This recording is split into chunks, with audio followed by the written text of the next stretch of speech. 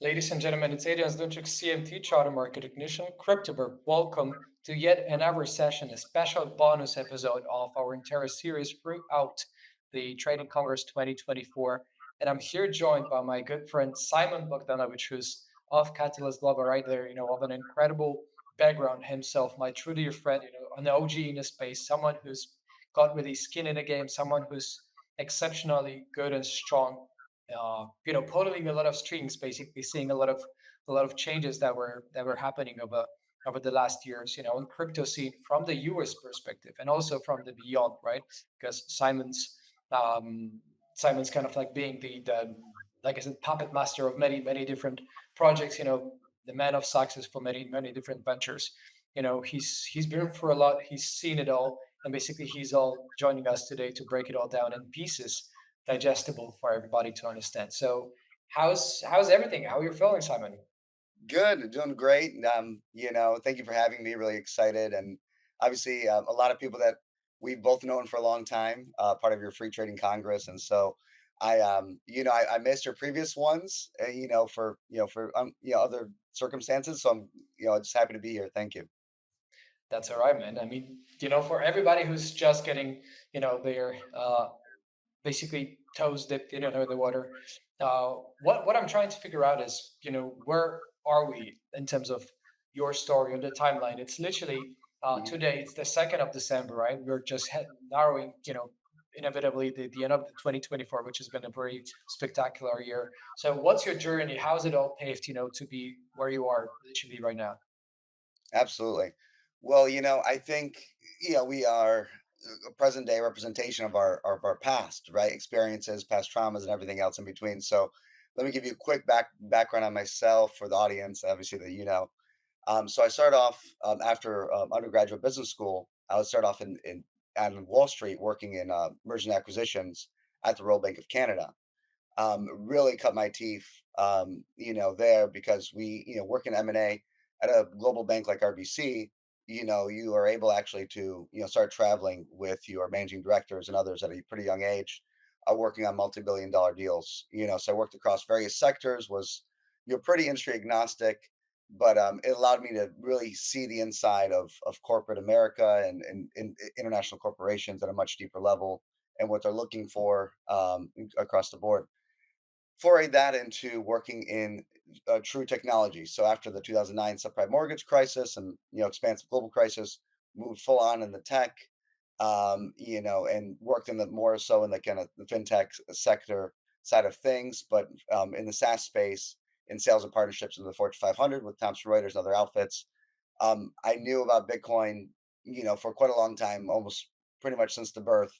But given my Wall Street background, actually held me away for a while from that because much of the adoption, like we'll talk about today, my own personal adoption was late to the game. I would even say being an OG because of scare tactics of this worry of fraud and security issues, so on and so forth. So I worked in SaaS for quite a while. In 2016, the last company I worked for, we were part of an acquisition, which was great. And I started a company called Launch Team that quickly became Black Team Ventures. Since then, I've run a consulting firm and venture studio focused on early stage disruptive Web3 companies. Typically pre-launch, pre-token launch, sometimes post. Working with everyone from Anchor and Polygon to early days of Origin, Filecoin, Open Platform, Versus, Rainmaker, Kudos, so on and so forth. So across the board, and like you said, Adrian, I've seen it all. Pretty much seen it all, and seen the booms of DeFi summer to the downfalls of NFTs and backup and so on and so forth. So it's been a pleasure to be here, and you know, um, I'm so glad that we have such a pro crypto government and an environment here in America that it's a huge relief for all of us that reside in America, even though I'm a dual citizen with EU, Polish passport and citizenship in America. But there was a big worry if things went the other way that we wouldn't be as bullish as we are now. Oh yeah, man. I mean, speaking of all those challenges, right, and all the things that could have gone wrong but didn't, and all the things that could go wrong and actually did, the current key challenges. The landscape is filled with a lot of uncertainty in terms of the new regulations. There's of course a big bastion of people, just kind of like anticipating a lot of good change and change for better, right? In this current regulatory aspect. Within the European Union, coming from the MiCA perspective, the markets and crypto assets, or the overall desecuritizing, basically the securitization, I think I should say it, I should call it, in the US side, once Gary Gensler is basically off the table, then where are we as in those challenges? What's ahead, that might be hard to crack basically in terms of the regulation and adoption for the United States in particular.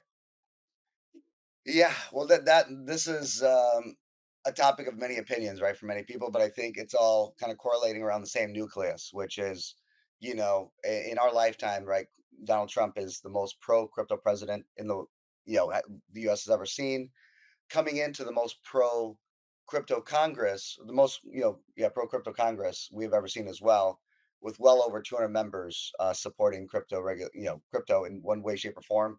So, a few important markers to consider. There's about 40%, a little over 40% of Americans hold some kind of cryptocurrency. Nowadays, you can actually invest in virtual cryptocurrency through your PayPal account, which is obviously very global, through more US centric financial payment platforms like Venmo, obviously Robinhood, so on and so forth. So, what happens next is very important in terms of the mass adoption. The very first thing that's going to happen next, I believe, is probably maybe even this week, the appointment of a new SEC chair with the stepping down Gary Gensler, which is going to be fantastic news. And that is something that actually Trump announced in Nashville, in Bitcoin Nashville, and I was there a few rows back when he announced that Gary Gensler will go on day one, and he's already announced he will step down on day one, which is great. But I think there's two very important regulatory bills that I believe are going to be coming up that will shape the future and de-risk, and help, give transparency and light into regulation. One of them is the Financial Innovation Technology Act for the 21st century. The short name is FIT 21. Many people are not really familiar with this at all, even in America, but it is actually a bill that allows you to, provides clarification to the role of regulatory agencies around cryptocurrency. It's already passed the House, so it's kind of sitting now before the Senate before it goes to the president's desk, and it's expected to sit there until President Trump's comes into power. But it's great because it's backed by some leading agencies, DCG, Digital Currency Group. It's backed by Coinbase, the Block, and many other industry leaders had a hand in pen in it. And it also provides clarity between who oversees what between the IRS, SEC, CFTC, and everything else, and allows transparency around how different tokens and cryptocurrencies will be regulated. Whether it's going to be looked at as digital commodities or it's going to be looked at securities or something else.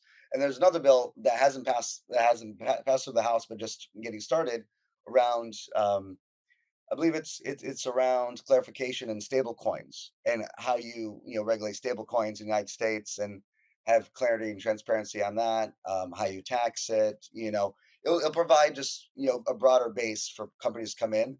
So I think that's going to be huge de-risking, and which is currently one of the key challenges we're facing. And then the adoption issues. It's funny. I was having a conversation with somebody at a birthday party yesterday, and they were just now getting to understand cryptocurrency, and they've been working with mega banks like Signature and others for many years, and they're just, they're kind of like we were back in the mid 2010s, early 2010s, of like, okay, hey, what is the future adoption of this, and why is it so interesting, everything else. But I think the adoption issues have been the same for quite a while, right? It's around regulatory uncertainty, which Chad just addressed. It's around fraud risk and, the risk of Ponzi schemes and hacks and things like that. It's around limiting currently limited banking integration, right? At the height of the crackdown on all the banks that were pro crypto, and post FTX collapse and everything else, you were down with Coinbase, not maybe with Coinbase, but with many other centralized exchanges, to like just one means of having money come in and out, fiat on ramps and off ramps off of centralized exchanges. which is a huge issue, right? And if you're going to be doing it through PayPal or many other means, now it's things are opening up more and becoming more open for like bigger money coming in. And then the final one is really education, right? So there's still, a lack of real widespread education around crypto advantages and risk limits and the complexities with the seed phrases and blockchain network addresses, things like that. So having more educators in the space across the board, right? And thanks to the Birb Nest and Adrian, people like yourself, we're educating, the masses and things globally, but it's still a way, far means off. But I think it's getting better, especially in the United States, with more and more universities now offering classes about, the applications of blockchain to different clubs that where people join together. Business schools, engineering schools are joining together to learn about blockchain and develop their own in-house projects at universities. So sorry for the long-winded answer, but it's such a big question to tackle. It's very important. No, I got you. You're 100% right. And just a couple of weeks ago, I was funnily enough for the first time ever actually hosted like a special cryptocurrency panel session, with actually four high school grade people, Mm, right? And there were like 15, well, 16 through 18, I think, year olds. People know there was like some private business school. And there was interest, they were much interested in terms of like there were some investment clubs, that they were doing some demo trading, paper trading, and some investments. And they were inclined to learn more about basically cryptos and blockchain, and how it all works. And since they are kind of like as Gen Z, they are naturally, dipped heavily into those meme culture overall. mhm, There's so much smaller of a leap, for them than towards many of the people, from millennials versus this Y generation, to come and basically overcome this meme leap for the culture, which is such an interesting observation and to be made back then. Although all in all, with Donald Trump, taking over basically the inauguration, coming in, there's going to be, of course, this World Economic Forum, coming in Switzerland, and all that. And a lot of people say that Donald Trump is obviously going to come and join, for the Davos, basically to put an end to a lot of kind of like just running problems. Of course, there's this Russia-Ukraine war that's been going on, of course, the problems in the Middle East and so on. So it seems that from the very beginning of the Donald Trump's inauguration in January, mhm, there's going to be like a very strict policy change on everything, including cryptocurrencies, right? mhm. So how are the changes going to be implemented, as you say? Like, is it going to be like an immediate thing for Donald Trump and all these people, basically in the Congress and the presidency, to come and kind of like wipe out all the non-beneficial, basically regulatory points, holding back a lot of investors from taking part in the crypto industry? Or it's going to be more long term, kind of like, I think that is just going to be unrolled and unfolded, in the scope of 2, 3, 5 years, or just going to be like some immediate point. Like, what's the perspective from your point of view?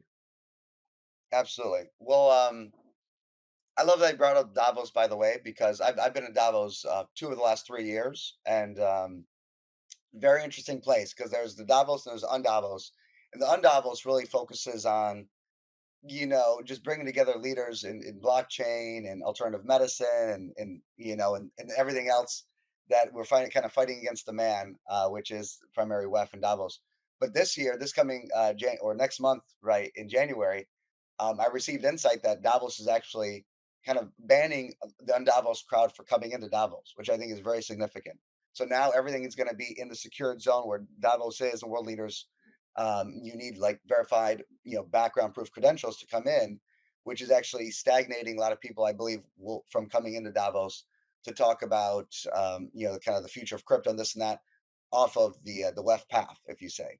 But so what I think is going to happen, I believe you've seen anyone's been paying attention, seen a crazy transition that's taken place. I think the fastest transition team ever assembled in modern day in U.S. politics come together for Trump.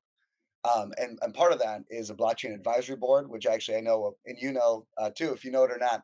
We know some of the members of, and then there's also, I think just in the last 1.5, week and a half, Trump said that he's going to be appointing a crypto czar, which will be very interesting. Which is crypto czar will be someone that will kind of oversee all crypto regulation and oversight and the speed that bills are passing through and how things are playing out actually once bills come into law, things like that.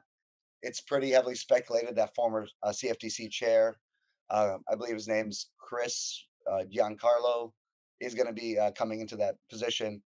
But anyway, no matter what, it's quite fantastic. So I think a big difference between Trump 2016 and 2020, number 45 versus President number 47 will be he had his education days, and now it's really implementation and advocacy, which is fantastic. So um, I think within the first 100 days, you're going to probably see that FIT bill passed to FIT 21, which I spoke about earlier. Maybe you'll see the stable coins payment clarification bill pass through at least one branch of Congress. You will see, within the first, I think, 60 days, if not even by day one, the crypto czar being appointed.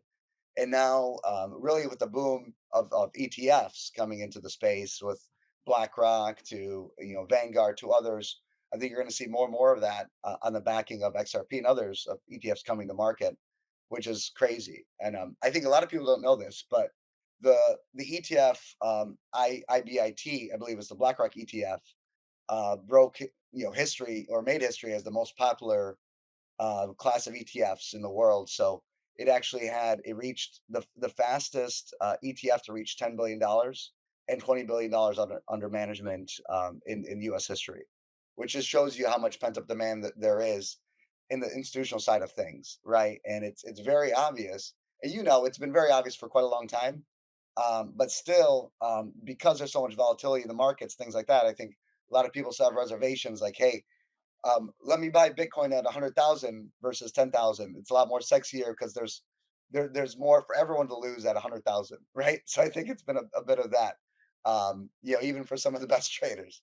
Um, but I think that's going to be pretty very significant. And with SEC's approval with ETFs, that was one of the sparks, I believe, for the global bull run that we've been seeing, on top of the Bitcoin super cycle and everything else.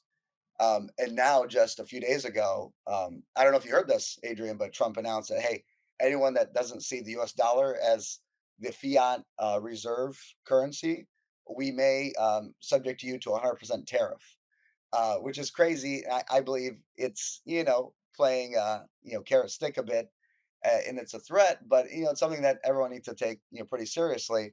So there's now a interesting paradigm that we're in of a pro crypto, but also a pro US dollar president, and how everything intertwines in that um, could see us have a best of both worlds scenario for the next 4 years, which I think is pretty significant.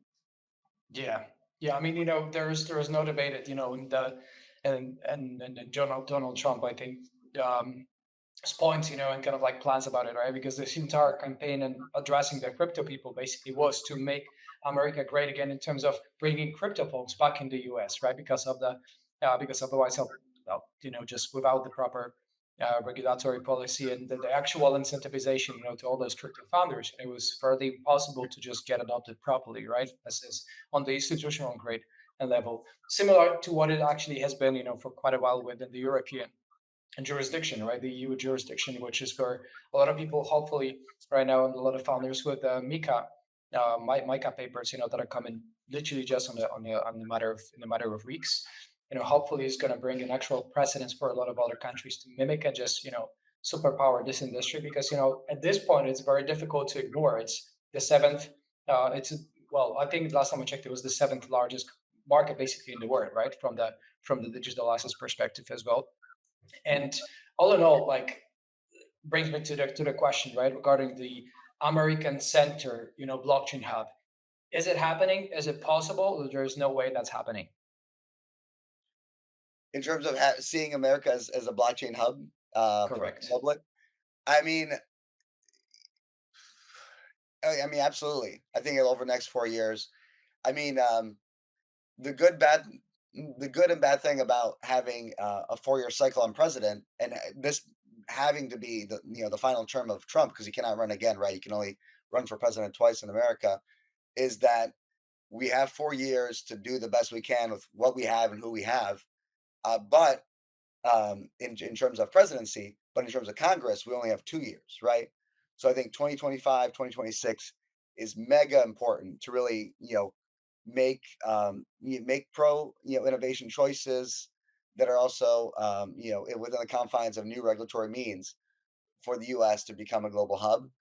I believe it's possible, and I think once and when it does become possible, and we do become seen as more of a leader, like a Singapore, like other jurisdictions or UAE and things like that, it'll open up the floodgates way more for adoption. Where we'll see more than half of America, owning some kind of cryptocurrency, and just way more significant progress across the board from the education, university, even high school level, everything else to the company levels and beyond. And you hear even stories in America and abroad of different professional athletes, taking part of their salary or full salary in crypto.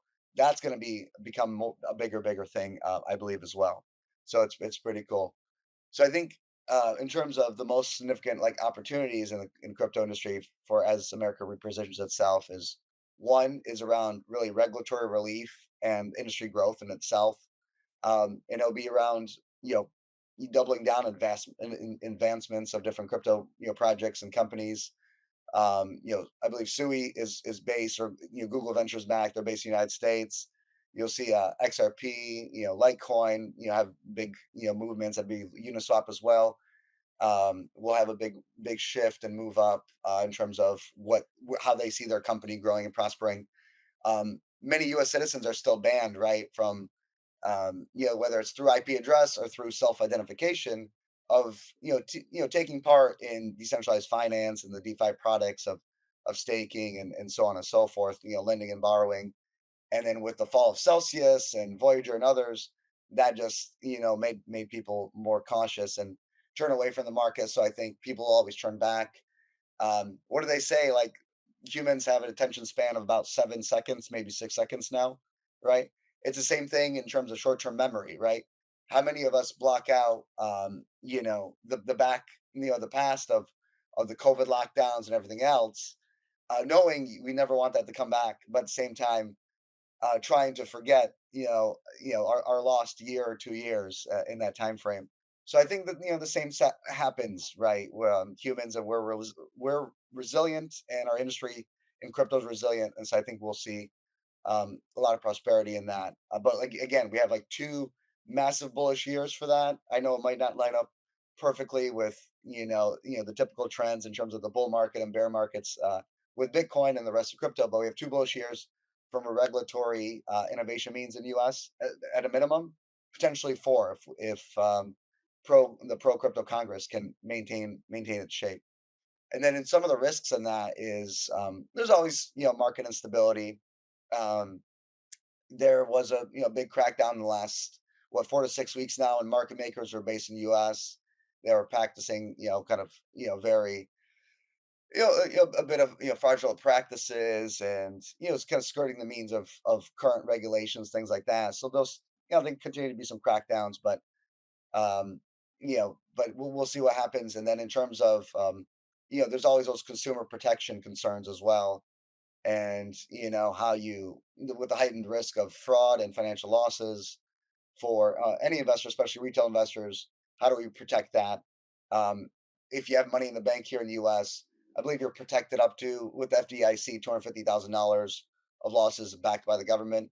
In crypto, that's zero, right? So we might have some regulation come out on that, and and just like anyone keeps their money in a Bank of America account or something else, I think those same banks will also open up to savings and potentially even staking, but savings and more buying and selling opportunities at the bank level. So that'd be pretty interesting. And like you said, North America is still the largest cryptocurrency market globally today, and obviously most of that is the United States, and that's over $1.3 trillion of on-chain value, which is about 25% of the global activity.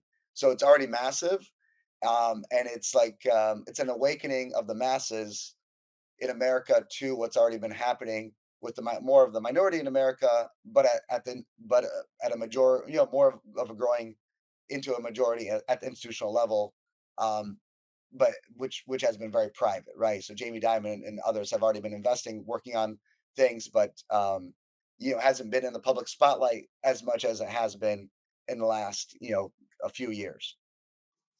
I appreciate it. And the Yeah, final question, I think, because uh, as someone who truly believes, US actually can take over and recharge properly on the crypto adoption side, what would you say is the kind of like a final takeaway for all of the American viewers and listeners to take on in 2025? yeah. The final takeaways.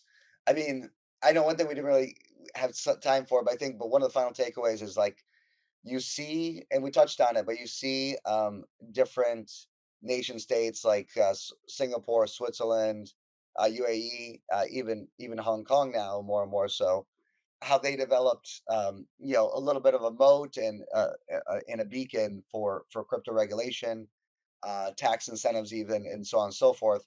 So I believe the U.S. will take on, and the current administration and Congress will look globally to make proposals locally or nationally in the United States of how to have pro innovation and incentives into cryptocurrency for the long term, while breaking down and deregulating and giving regulatory oversight, but also potentially deregulating a few things around standards in financial technology to allow cryptocurrencies and blockchain in general to blossom in the United States. So I believe we'll see that.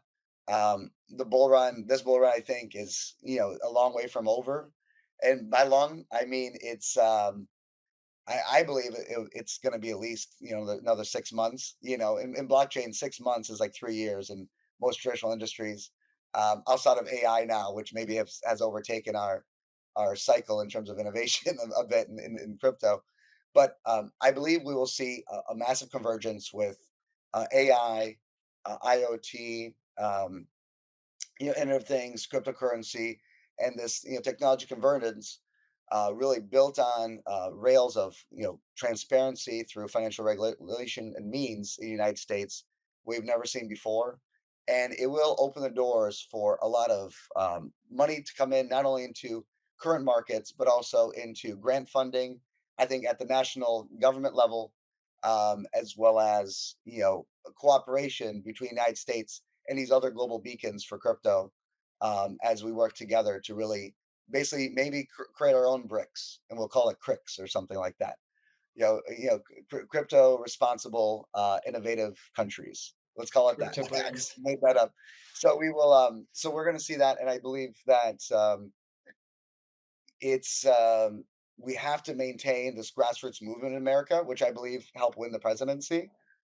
Because with the grassroots movement at the underneath, with pro innovation and pro regulatory means, and oversight from the government and big banks, and that level, we will have a perfect union meeting in the middle to allow this innovation to continue and prosper and make America great again.